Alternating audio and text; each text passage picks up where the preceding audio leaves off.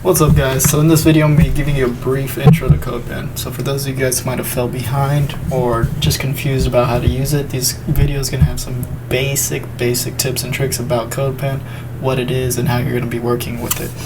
So first things first, you're always going to start on Google. If you want to type in the Codepen domain, it is codepen.io. If you end up searching this on Google and just type in Codepen, you need to make sure you click this first link that takes you to codepen.io. So as we can see here, Codepen is an online community for testing and showcasing user-created HTML, CSS, and JavaScript code snippets. So that's exactly what we're going to be using throughout the course. If you go to the home page, you'll notice that likely you have a login button here. The first thing you're going to want to do is log in. So for the sake of this video, I'm going to go ahead and log out of my account. Click login. Go ahead and log in using either your username or your email that you signed up with. So in my case, I'm going to use my username since that's what I remember most clearly. The first thing that you're going to do, so when you get to the home page, you're actually going to see a bunch of different pens. So all of these pens are kind of like showcases. A lot of people tend to showcase their work on Codepen. That's the beauty of it.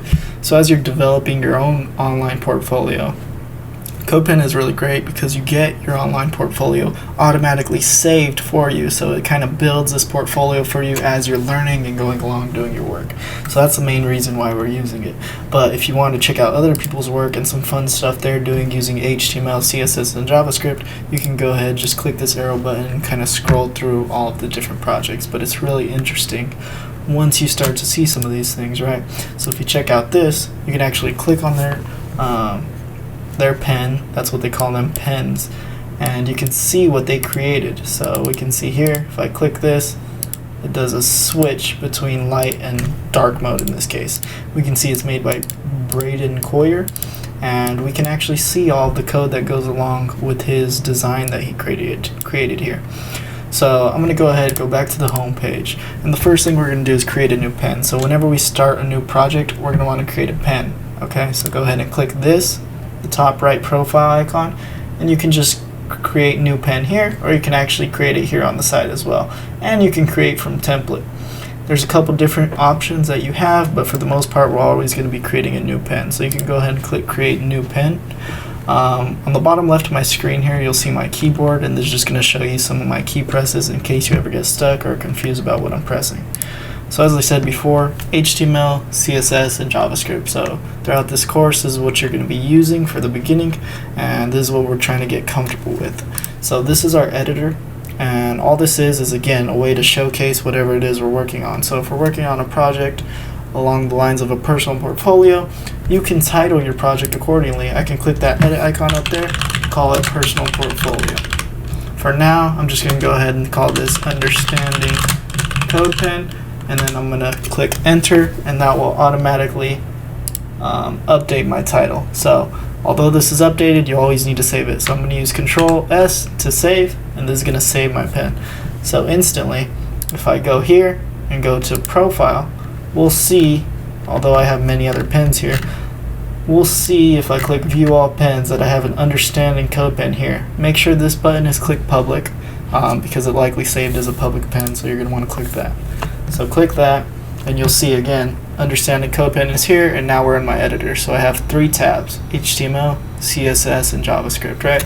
So HTML, CSS, and JavaScript. If I wanted to navigate between these two, all I have to do is click. That allows me to go back and forth whichever language that I'm using. On the bottom, we'll see the output.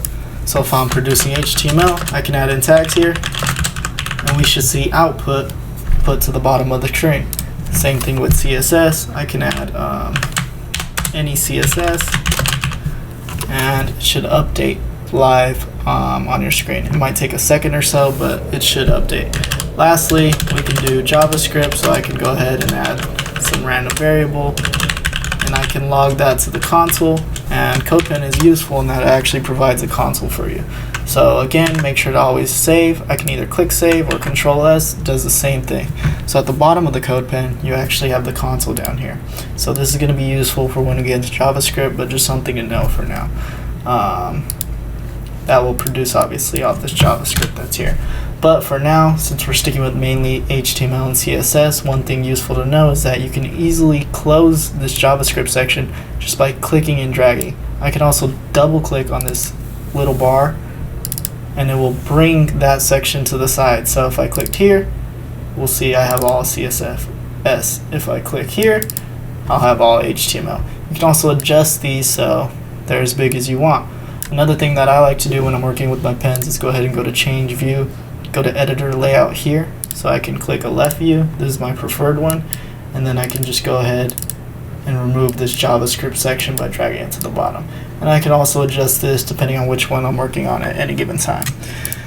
So for now, let's go ahead and create a basic document. So I'm going to create doc type HTML. I have HTML tags, right? I'm going to have a head section. And I'm going to have a body section. So normally I would format this myself, and I would try to do my best to keep formatting. If you're new to programming, you might not be completely familiar with what formatting is, so it might be a little difficult for you to grasp at first. But know that whenever you're in a weird situation or you're confused about how to format something, like say for example, I were to put an H1 over here, it usually will attempt to auto format for you. If it doesn't auto format for you, let's say it were to still be aligned over here, I can go ahead and use these useful options in Codepen. All you do is click the drop down arrow right here and click format HTML. It should attempt to format it and make it look nice for you.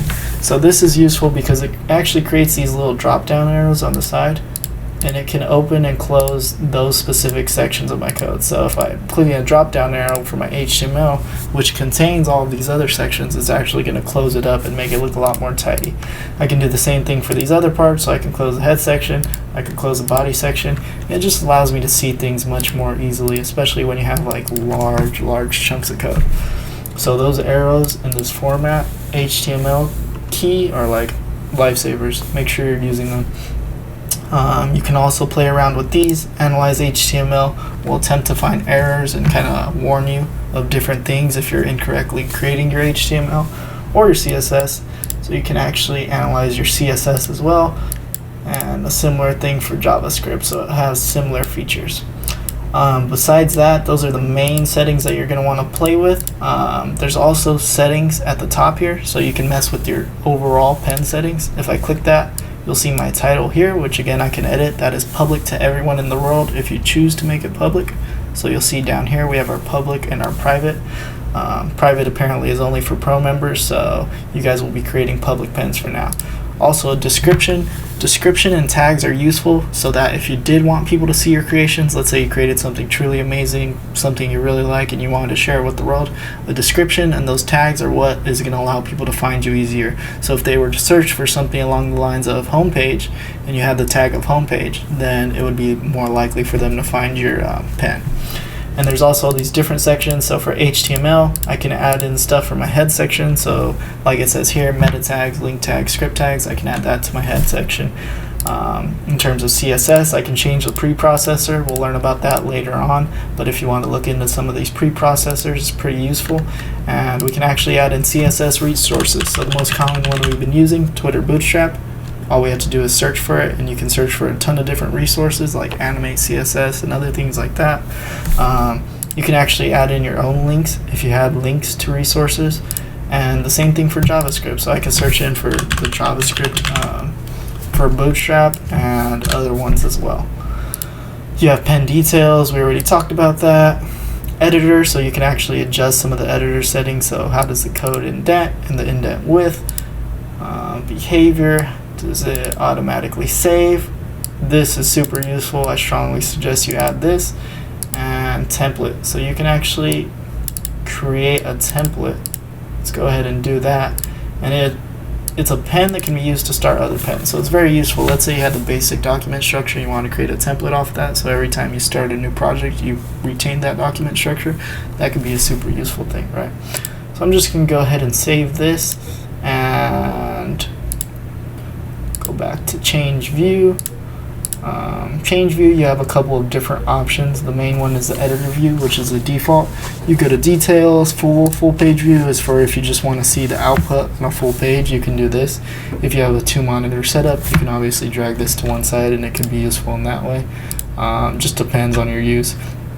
But one general thing you're definitely going to want to do with your Codepen account is go ahead and go down to settings after clicking your profile button over here, and take a look at some of these settings. You can mess with the themes that are on your page. So look at how it changes in the example here.